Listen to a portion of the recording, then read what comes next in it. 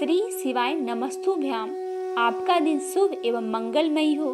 क्या आप जानते हैं कि कलयुग में बिना कोई कठिन तपस्या किए बिना केवल एक श्री शिव महापुराण की कथा सुन लेने से 100 यज्ञों का पुण्य कैसे मिल सकता है। सावन मास का चौथा दिन और शिव महापुराण की कथा। आज की कथा में छिपा है कलयुग के समस्त कष्टों से मुक्ति का सबसे बड़ा रहस्य। अगर आप भी भगवान शिव के सच्चे भक्त हैं तो इस कथा को अंत तक जरूर सुने। शिव महापुराण की कथा को बीच में नहीं छोड़ना चाहिए, इसीलिए आप श्री शिव महापुराण की कथा को पूरा अवश्य सुने और पुण्य के भागी बने। आइए सुनते हैं शिव महापुराण की विंध्येश्वर संहिता से शिवलिंग की स्थापना, उसके लक्षण और पूजन की विधि का वर्णन तथा शिव पद की प्राप्ति कराने वाले सत्कर्मों का विवेचन की कथा विस्तार से। ऋषियों ने पूछा, सूत जी, शिवलिंग की स्थापना कैसे करनी चाहिए, उसका लक्षण क्या है तथा उसकी पूजा कैसे करनी चाहिए, किस देश काल में करनी चाहिए और किस द्रव्य के द्वारा उसका निर्माण होना चाहिए। फिर सूत जी ने कहा, महर्षियों, मैं तुम लोगों के लिए इस विषय का वर्णन करता हूँ, ध्यान देकर सुनो और समझो। अनुकूल एवं शुभ समय में किसी पवित्र तीर्थ में, नदी आदि के तट पर अपने रुचि के अनुसार ऐसी जगह शिवलिंग की स्थापना करनी चाहिए जहाँ नित्य पूजन हो सके। पार्थिव द्रव्य से, जलमय द्रव्य से अथवा तेजस पदार्थ से अपने रुचि के अनुसार कल्पोक्त लक्षणों से युक्त शिवलिंग का निर्माण करके उसकी पूजा करने से उपासकों को उस पूजन का पूरा फल प्राप्त होता है। संपूर्ण शुभ लक्षणों से युक्त शिवलिंग की यदि पूजा की जाए तो वह तत्काल पूजा का फल देने वाला होता है। यदि चल प्रतिष्ठा करनी हो तो इसके लिए छोटा सा शिवलिंग अथवा विग्रह श्रेष्ठ माना जाता है, और यदि अचल प्रतिष्ठा करनी हो तो स्थूल शिवलिंग की अथवा विग्रह अच्छा माना गया है। उत्तम लक्षणों से युक्त शिवलिंग की पीठ सहित स्थापना करनी चाहिए। शिवलिंग की पीठ मंडलाकार, गोल, चौकोर, त्रिकोण अथवा खाट के पाये की भांति ऊपर नीचे मोटा और बीच में पतला होना चाहिए। ऐसा लिंग पीठ महान फल देने वाला होता है। पहले मिट्टी से, प्रस्तर आदि से अथवा लोहे आदि से शिवलिंग का निर्माण करना चाहिए। जिस द्रव्य से शिवलिंग का निर्माण हो उसी से उसका पीठ भी बनाना चाहिए। यही स्थावर अचल प्रतिष्ठा वाले शिवलिंग की विशेष बात है। चर शिवलिंग में भी लिंग और पीठ का एक ही उपादान होना चाहिए, किंतु बाण लिंग के लिए यह नियम नहीं है। लिंग की लंबाई निर्माणकर्ता या स्थापना करने वाले यजमान के 12 अंगुल के बराबर होनी चाहिए। ऐसे ही शिवलिंगों में उत्तम कहा गया है। इसमें कम लंबाई हो तो फल में कमी आ जाती है, अधिक हो तो कोई दोष की बात नहीं है। चर लिंग में भी वैसा ही नियम है। उसकी लंबाई कम से कम कर्ता के 1 अंगुले के बराबर होनी चाहिए। उससे छोटा होने पर अल्प फल मिलता है, किंतु उससे अधिक होना दोष की बात नहीं है। यजमान को चाहिए कि वह पहले शिल्प शास्त्रों के अनुसार एक विमान या देवालय बनवाए जो देवगणों की मूर्तियों से अलंकृत हो। उसका गर्भगृह बहुत ही सुंदर हो, सदृढ़ और दर्पण के समान स्वच्छ हो। उसे 9 प्रकार के रत्नों से विभूषित किया गया हो। उसमें पूर्व और पश्चिम दिशा में 2 मुख्य द्वार हो जहाँ शिवलिंग की स्थापना करनी हो।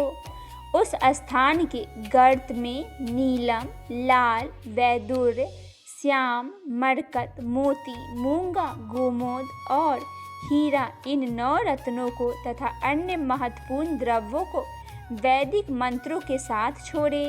सदोचात आदि 5 वैदिक मंत्रों द्वारा शिवलिंग की 5 स्थानों में कर्मशः पूजन करके अग्नि में हविष्य के अनेक आहुतियाँ दे और परिवार सहित मेरी पूजा करके गुरु स्वरूप आचार्य के ध्यान से भाई बंधुओं के मनचाही वस्तुओं से संतुष्ट करे।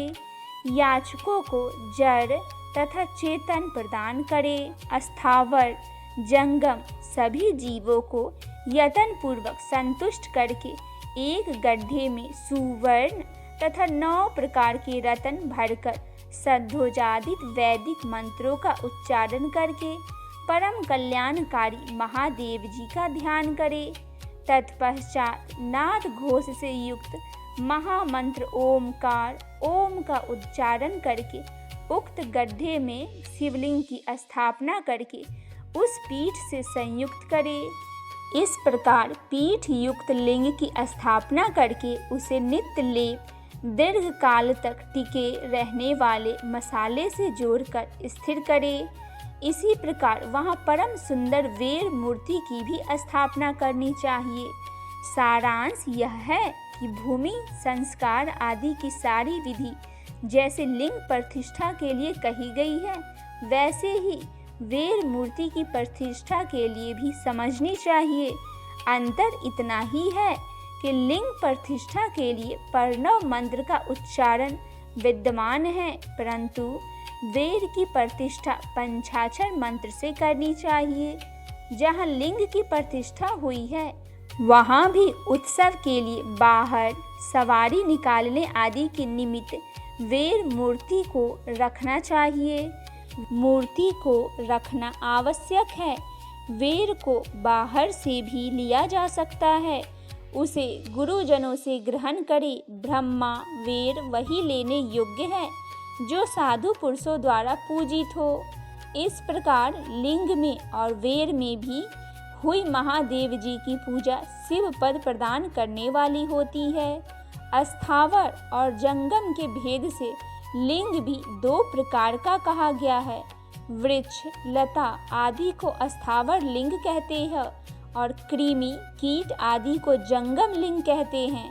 अस्थावर लिंग की सींचने आदि के द्वारा सेवा करनी चाहिए और जंगम लिंग को आहार एवं जल आदि देकर तृप्त करना चाहिए। उन अस्थावर जंगम जीव को सुख पहुँचाने में अनुरक्त होना भगवान शिव का पूजन है, ऐसा विद्वान पुरुष मानते हैं। जो चराचर जीव को ही भगवान शंकर के प्रतीक मानकर उनका पूजन करना चाहिए। इस तरह महालिंग की स्थापना करके विविध उपचारों द्वारा उसका पूजन करे। अपनी शक्ति के अनुसार नित्य पूजा करनी चाहिए तथा देवालय के पास ध्वजारोपण आदि करना चाहिए।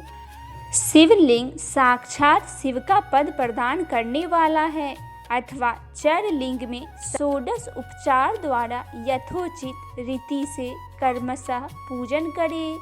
यह पूजन भी शिव पद प्रदान करने वाला है। आवाहन आसन अर्घ पाद पांग आचमन अभ्यय पूर्वक स्नान वस्त्र एवं यज्ञोपवीत गंध पुष्प धूप दीप नैवेद्य तांबूल संपन्न कर निरंजन नमस्कार और विसर्जन ये 16 उपचार है अथवा अर्घ से लेकर नैवेद्य तक विधिवत पूजन करे। अभिषेक नैवेद्य नमस्कार और तर्पण ये सब यथाशक्ति नित्य करे। इस तरह किया हुआ शिव का पूजन शिव पद की प्राप्ति कराने वाली होती है। अथवा किसी मनुष्य के द्वारा स्थापित शिवलिंग में ऋषियों द्वारा स्थापित शिवलिंग में देवताओं द्वारा स्थापित शिवलिंग में अपने आप प्रकट हुए स्वयंभू शिवलिंग में तथा अपने द्वारा नूतन स्थापित एवं शिवलिंग में भी उपचार संपूर्ण पूर्वक जैसे तैसे पूजन करने से या पूजन की सामग्री देने से भी मनुष्य ऊपर जो कुछ कहा गया है वह सारा फल प्राप्त कर लेता है। कर्मशः परिक्रमा और नमस्कार करने से भी शिवलिंग शिवपद की प्राप्ति कराने वाला होता है। यदि नियम पूर्वक शिवलिंग का दर्शन मात्र कर लिया जाए तो वह भी कल्याणप्रद होता है। मिट्टी, आटा, गाय के गोबर, फूल, कनेर, पुष्प, फल, गुड़, मक्खन, भस्म अथवा अन्न से भी अपनी रुचि के अनुसार शिवलिंग बनाकर तदनुसार उसका पूजन करे, अथवा प्रतिदिन 10,000 प्रणव मंत्र का जप करे, अथवा दोनों संध्याओं के समय 1-1 सहस्त्र प्रणव का जप किया करे। यह क्रम भी शिव पद की प्राप्ति कराने वाला है। ऐसा जानना चाहिए, जप काल में मकरांत प्रणव का उच्चारण मन की शुद्धि करने वाला होता है। समाधि में मानसिक जप का विधान है तथा अन्य सब समय में भी उपांशु जप ही करना चाहिए। नाद और बिंदु से युक्त ओमकार के उच्चारण का विद्वान पुरुष समान प्रणव कहते हैं। यदि प्रतिदिन आदर पूर्वक 10,000 पंचाक्षर मंत्र का जप किया जाए अथवा दोनों संध्याओं के समय 1-1 सहस्त्र का ही जप किया जाए तो उसे शिव पद की प्राप्ति होती है। ब्राह्मणों के लिए आदि में प्रणव से युक्त पंचाक्षर मंत्र अच्छा बताया गया है। कलश से किया हुआ स्नान, मंत्र की दीक्षा, मातृकाओं का न्यास, सत्य से पवित्र अंतःकरण वाला ब्राह्मण तथा ज्ञानी गुरु, इन सब का उत्तम माना गया है। द्विजों के लिए नमः शिवाय के उच्चारण का विद्वान है। द्विजों के लिए नमः शिवाय का उच्चारण का विधान है। द्विज रत्नों के लिए अंत में नमः पद की प्रयोग का विधि है, अर्थात वे शिवाय नमः इस मंत्र का उच्चारण करें। स्त्रियों के लिए भी कहीं कहीं विधि पूर्वक नमोः उच्चारण का ही विधान है, अर्थात वे भी शिवाय नमः का ही जाप करें। कोई ऋषि ब्राह्मण की स्त्रियों के लिए नमः पूर्व के शिवाय के जप की अनुमति देते हैं, अर्थात वे नमः शिवाय का जाप करें। पंचाक्षर मंत्र का 5 करोड़ जप करके मनुष्य भगवान सदाशिव के समान हो जाता है। 1, 2, 3 अथवा 4 करोड़ों का जप करने से कर्मशः ब्रह्मा, विष्णु, रुद्र तथा महेश्वर के पद का प्राप्त होता है। अथवा मंत्र में जितने अक्षर है उनका पृथक पृथक 1-1 लाख जप करे, अथवा समस्त अक्षरों को एक साथ ही जितने अक्षर हो उतने लाख जप करे। इस तरह के जप को शिव पद की प्राप्ति कराने वाला समझना चाहिए। यदि 1000 दिनों में प्रतिदिन 1 सहस्त्र जप के क्रमशः पंचाक्षर मंत्र का 10 लाख जप पूरा कर लिया जाए और प्रतिदिन ब्राह्मण भोजन कराया जाए तो उस मंत्र से अवशिष्ट कार्य की सिद्धि होने लगती है। ब्राह्मणों को चाहिए कि वह प्रतिदिन प्रातःकाल 1008 बार गायत्री जप करे। ऐसा होने पर गायत्री कर्मशः शिव पद को प्राप्त प्रदान कराने वाली होती है। वेद मंत्रों और वैदिक सूक्त का भी नियम पूर्वक जप करना चाहिए। वेदों को पारायण भी शिव पद की प्राप्ति कराने वाला है। ऐसा जानना चाहिए, अन्य जो बहुत से मंत्र हैं उनका भी जितने अक्षर हो उतने लाख जप करे। इस प्रकार जो यथाशक्ति जप करता है वह कर्मशः शिव पद मोक्ष को प्राप्त कर लेता है। अपनी रुचि के अनुसार किसी एक मंत्र को अपनाकर मृत्युपरांत प्रतिदिन उसका जप करना चाहिए, अथवा ओम इस मंत्र का प्रतिदिन 1 सहस्त्र जप करना चाहिए। ऐसा करने पर भगवान शिव की आज्ञा से संपूर्ण मनोरथ की सिद्धि होती है। जो मनुष्य भगवान शिव के लिए फुलवारी या बगीचे आदि लगाता है तथा शिव के सेवा कार्य के लिए मंदिर में झाड़ने बुहारने आदि का व्यवस्था करता है, वह इस पुण्य कर्म के कार्य में शिव पद को प्राप्त कर लेता है। भगवान शिव के जो काशी आदि क्षेत्र है उनमें भक्ति पूर्वक नित्य निवास करे, वह जड़ चेतन सभी को भोग और मोक्ष देने वाला होता है। अतः विद्वान पुरुषों को भगवान शिव के क्षेत्र में आमरण निवास करना चाहिए। पुण्य क्षेत्र में स्थित बावड़ी, कुआं और पोखरे आदि का शिव गंगा समझना चाहिए। भगवान शिव का ऐसा ही वचन है, वहाँ स्नान, दान और जप करके मनुष्य भगवान शिव को प्राप्त कर लेता है। अतः मृत्युपरांत शिव के क्षेत्र का आश्रय लेकर रहना चाहिए। जो शिव के क्षेत्र में अपने किसी मृत संबंधी का दाह, दशा, मासिक श्राद्ध, सपंडीकरण अथवा वार्षिक श्राद्ध करता है अथवा कभी भी शिव के क्षेत्र में अपने पितरों को पिंड देता है, वह तत्काल सब पापों से मुक्त हो जाता है और अंत में शिव पद पाता है। अथवा शिव के क्षेत्र में 7, 5, 3 या एक ही रात निवास कर ले। ऐसा ही करने से भी कर्मशः शिव पद की प्राप्ति होती है। लोक में अपने अपने वर्ण के अनुरूप सदाचार का पालन करने से भी मनुष्य शिव पद को प्राप्त कर लेता है। वर्णाकुल आचरण से तथा भक्ति भाव से वह अपने सत्कर्म को अतिशय फल पाता है।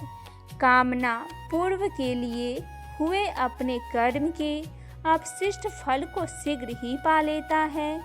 निष्काम भाव से किया हुआ सारा कर्म साक्षात शिव पद की प्राप्ति कराने वाला होता है। दिन के 3 विभाग होते हैं, प्रातः, मध्याह्न और सायं। इन तीनों में कर्मशः एक एक प्रकार का कर्म का संपादन किया जाता है। प्रातः काल को शास्त्र विहित नित्य कर्म के अनुष्ठान का समय जानना चाहिए। मध्य काल सकाम कर्म के लिए उपयोगी है तथा सायंकाल शांति कर्म के उपयुक्त है, ऐसा जानना चाहिए।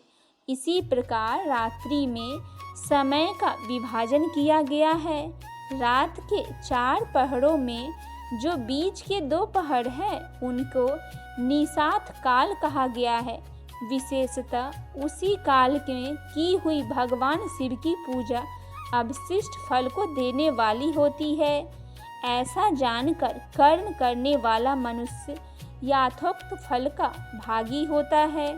विशेषतः कलयुग में कर्म से ही फल की सिद्धि होती है। अपने अपने अधिकार के अनुसार कहे हुए किसी भी कर्म के द्वारा शिव आराधना करने वाले पुरुष यदि सदाचारी है और पाप से डरता है तो वह उन कर्मों को पूरा फल अवश्य प्राप्त कर लेता है। ऋषियों ने कहा, सूत जी, पुण्य क्षेत्र कौन कौन से हैं जिनका आश्रय लेकर सभी स्त्री पुरुष शिव पद प्राप्त कर ले, यह हमें संक्षेप में बताइए। इसी प्रकार यह अध्याय यहीं पे समाप्त होता है। अब हम सुनते हैं दूसरा अध्याय विंध्येश्वर संहिता से मोक्षदायक पुण्य क्षेत्रों का वर्णन, काली विशेष में विभिन्न नदियों के जल में स्नान, उत्तम फल का निर्देश तथा तीर्थ में पाप से बचे रहने की चेतावनी की कथा विस्तार से। सूत जी बोले, विद्वान एवं बुद्धिमान महर्षियों, मोक्षदायक शिव क्षेत्रों का वर्णन सुनो। तत्पश्चात मैं लोक रक्षकों के लिए शिव संबंधी आगमों का वर्णन करूंगा। पर्वत, वन और काननों सहित इस पृथ्वी का विस्तार 50 करोड़ योजन है। भगवान शिव की आज्ञा से पृथ्वी संपूर्ण जगत को धारण करके स्थित है। भगवान शिव ने भूतल पर विभिन्न स्थानों में वहाँ के निवासियों के कृपा पूर्वक मोक्ष देने के लिए शिव क्षेत्रों का निर्माण किया है। कुछ क्षेत्र ऐसे हैं जिन्हें देवताओं तथा ऋषियों ने अपना वास स्थान बनाकर अनुग्रहित किया है, इसीलिए उनमें तीर्थत्व प्रकट हो गया है। तथा अन्य बहुत से तीर्थ क्षेत्र ऐसे हैं जो लोगों के रक्षा के लिए स्वयं प्रादुर्भाव हुए हैं। तीर्थ क्षेत्र में जाने पर मनुष्य को सदा स्नान, दान और जप आदि करना चाहिए, अन्यथा वह रोग, दरिद्रता तथा मूर्खता आदि दोष को भागी होता है। जो मनुष्य इस भारतवर्ष के भीतर मृत्यु को प्राप्त होता है वह अपने पुण्य के फल से ब्रह्म लोक में वास करके पुण्य के क्षय के पश्चात पुनः मनुष्य योनि में ही जन्म लेता है। पापी मनुष्य पाप करके दुर्गति में पड़ता है। ब्राह्मणों, पुण्य क्षेत्र में पाप कर्म किया जाए तो वह और भी दृढ़ हो जाता है। अतः पुण्य क्षेत्र में निवास करते समय सूक्ष्म से सूक्ष्म अथवा थोड़ा सा भी पाप ना करे। सिंधु और सूत्र सतलज नदी के तट पर बहुत से पुण्य क्षेत्र है। सरस्वती नदी परम पवित्र और 8 मुख वाली कही गई है, अर्थात उसकी 60 धाराएं हैं। विद्वान पुरुष सरस्वती के उन धाराओं के तट पर निवास करे तो वह कर्मशः ब्रह्म पद को पार लेते हैं। हिमालय पर्वत से निकली हुई पुण्य शिला के गंगा 100 मुख वाली नदी है। उसके तट पर काशी, प्रयाग आदि अनेक पुण्य क्षेत्र हैं। वहाँ मकर राशि के सूर्य होने पर गंगा के तटभूमि पहले से भी अधिक प्रशस्त एवं पुण्यदायक हो जाती है। सोनभद्र नदी के 10 धाराएं हैं। वह बृहस्पति के मकर राशि में आने पर अत्यंत पवित्र तथा अवशिष्ट फल देने वाला हो जाता है। उस समय वहाँ स्नान और उपवास करने से विनय पद की प्राप्ति होती है। पुण्य सलीला महानदी नर्मदा के 24 मुख्य स्रोत है। उनमें स्नान तथा उसके तट पर निवास करने से मनुष्य को वैष्णव पद की प्राप्ति होती है। तमास के 12 तथा रेवा के 10 मुख है। परम पुण्यमयी गोदावरी के 21 मुख बताए गए हैं। वह ब्रह्म हत्या के तथा गौवध के पाप का भी नाश करने वाला एवं रुद्रलोक को देने वाली कृष्णवेणी नदी का जल बड़ा पवित्र है। वह नदी समस्त पापों का नाश करने वाली है। उसके 18 मुख बताए गए हैं तथा वह विष्णु लोक को प्रदान कराने वाली है। तुंगभद्रा के 10 मुख है। वह ब्रह्मलोक को देने वाली है। पुण्य सलीला के सुवर्ण मुखरी के 9 मुख कहे गए हैं। ब्रह्मलोक से लौटे हुए जीव उसी के तट पर जन्म लेते हैं। सरस्वती नदी, पंपा सरोवर, कन्याकुमारी, अंतरीप तथा शुभकारक श्वेत नदी ये सभी पुण्य क्षेत्र है। इनके तट पर निवास करने से इंद्रलोक की प्राप्ति होती है। सहस्त्र पर्वत से निकली हुई महानदी कावेरी परम पुण्यमयी है। इसके 27 मुख बताए गए हैं। वह संपूर्ण अवशिष्ट वस्तुओं को देने वाली है। उसके तट स्वर्गलोक की प्राप्ति कराने वाली तथा ब्रह्मा और विष्णु को पद देने वाले हैं। कावेरी की जो तट शैव क्षेत्र के अंतर्गत है वे अवशिष्ट फल देने के साथ ही शिवलोक को प्रदान करने वाला भी है। नैमिषारण्य तथा बद्रिकाश्रम में सूर्य और बृहस्पति के मेष राशि में आने पर यदि स्नान करे तो उस समय वहाँ किए हुए स्नान पूजन आदि को ब्रह्मलोक की प्राप्ति कराने वाला जानना चाहिए।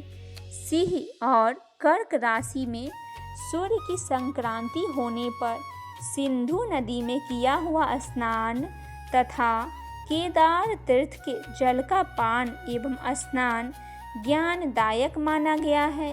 जब बृहस्पति सिंह राशि में स्थित हो उस समय सिंह की संक्रांति से युक्त भाद्रपद मास में यदि गोदावरी के जल में स्नान किया जाए तो वह शिवलोक की प्राप्ति का कराने वाला होता है। ऐसा पूर्व काल में स्वयं भगवान शिव ने कहा था।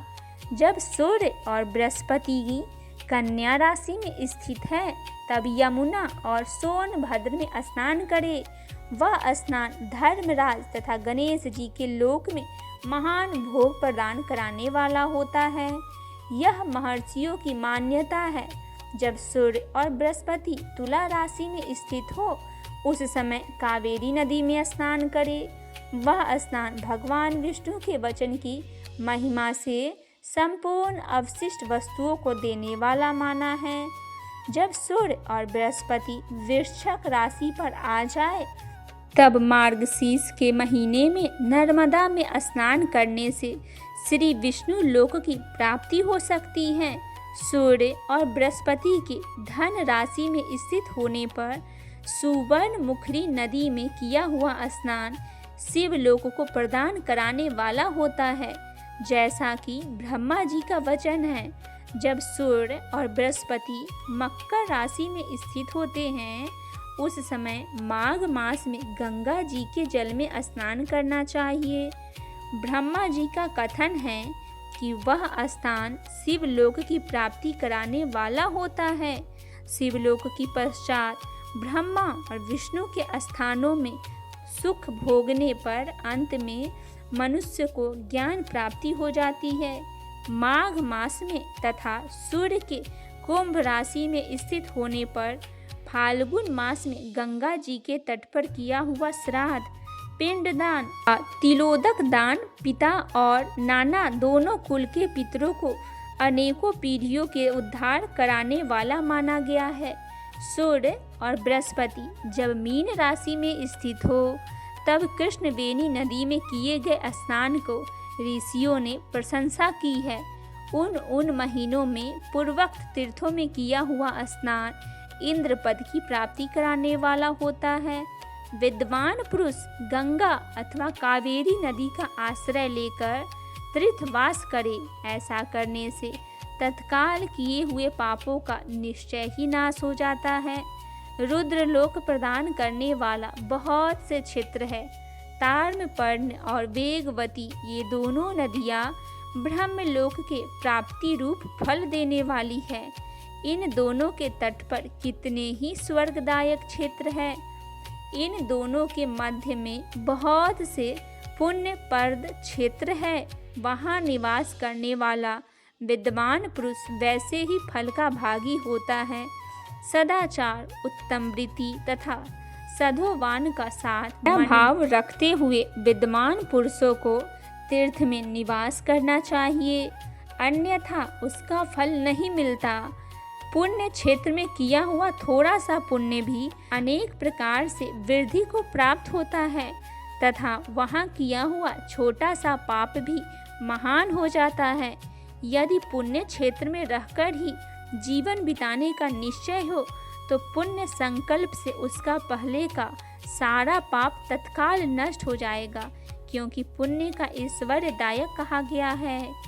ब्राह्मणों तीर्थ जनित पुण्य कार्य की वाचिका और मानसिक सारे पापों को नाश कर देता है। तीर्थ में किया हुआ मानसिक पाप वर्ज लेप हो जाता है, वह कोई कल्पों तक पीछा नहीं छोड़ता। वैसा पाप केवल ध्यान से ही नष्ट होता है, अन्यथा नहीं होता है। वाचिक पाप जप से तथा कायिक पाप शरीर को सुखाने जैसे कठोर तप से नष्ट होता है। अतः सुख चाहने वाले पुरुषों को देवताओं की पूजा करते और ब्राह्मणों को दान देते हुए पाप से बचकर ही तीर्थ में निवास करना चाहिए। यह अध्याय यहीं पे समाप्त हुआ। इसके आगे के अध्याय हम कल के वीडियो में सुनेंगे। और अगर अभी तक आपने श्री शिव महापुराण का पहले के अध्याय नहीं सुना है तो हमारे इस चैनल पे जाके शिव महापुराण के सभी अध्याय को आप अवश्य सुने और पुण्य की भागी बने। और कमेंट में हर हर महादेव लिखना ना भूले। मिलते हैं कल के वीडियो में, तब तक के लिए जय शिव शंकर।